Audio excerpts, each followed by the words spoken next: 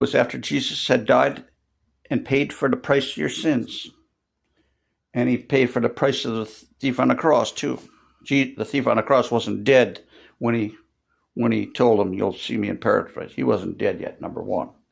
So he couldn't have him baptized. But after he was risen, the last thing he said before he ascended into heaven was, "He that believeth and is baptized shall be saved." Stop. Okay? Just think about that for a minute. He that believeth and is baptized shall be saved. Now this preacher's going around preaching, "Oh, just believe."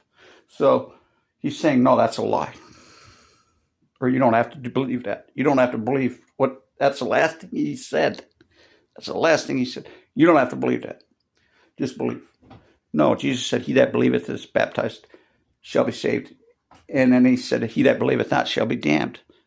And then he goes on to say, this preacher goes on to say, notice Jesus didn't say, "He that believeth not and is baptized not shall be damned." He just said, "Believeth not shall be damned."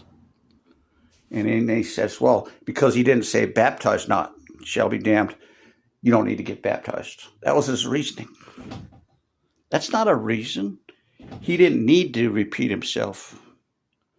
Jesus knew some people would not follow that. He knows your heart. He knows what you're thinking. He knows what you're going to do. He knew that 2,000 years ago. He was God. He knew. He told you point blank, "He that believeth and is baptized shall be saved."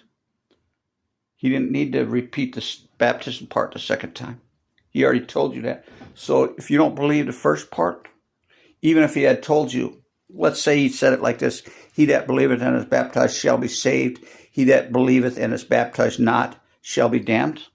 If he had said that, people would still say, "No, you don't need to be baptized." He knew that. You either believe it or you don't. If you're not going to believe it when he says, "He that believeth and is baptized shall be saved," you're not going to believe it if he says, "He that believeth and is baptized not shall be damned." You're not going to believe it. He knew that. He knew that. He's God. He knew that would be an issue someday. People talking about his word and debating that. I think he did that on purpose. Left that on purpose. He knew what he was doing. He chose his words carefully. He said, "Obey his commandments."